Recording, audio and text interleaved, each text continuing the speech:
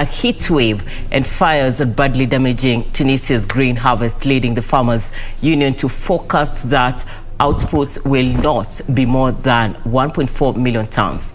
Loss of grain production comes as the North African country struggles with food importation costs driven higher by the war in Ukraine. Here now are the details of the story and much more from across the continent. The union and experts say the crop is suffering direct damage from high temperatures, which have already reached 47 degrees Celsius and are forecast to go as high as 49 degrees Celsius.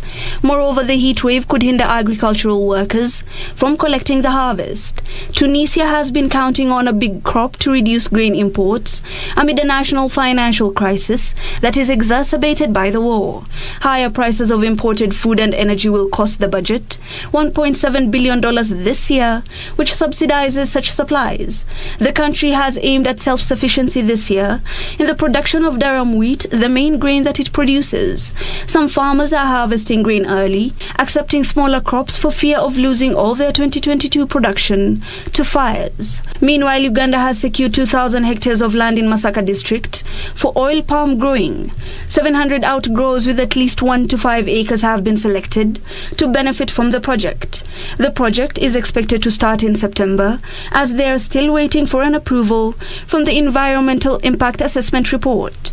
Prioritized areas are on the lake shores because of their conducive climate and easy transportation of crude oil palm using water vessels to the processing plant in Jinja. Outgrowers will be provided with fertilizers on loan to be paid back at the time of harvest. Currently, Uganda produces at least 40,000 tons of oil palm, but the Ministry of Agriculture through the National Oil Palm Project strives to increase it to 80,000 tons in the coming few years.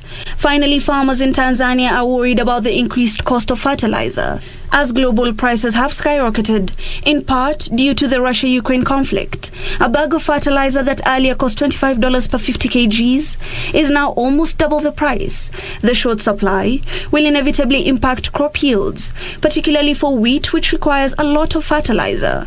Demand for locally produced fertilizer is rising, and small-scale farmers are now turning to big fertilizer manufacturers in the country. Local manufacturers say they are experiencing a sudden increase in demand and are struggling to fill orders. But manufacturers say they are unable to increase their capacity, partly due to heavy taxation. The World Food Programme has warned that the fertilizer shortage could push an additional 7 million people into food scarcity.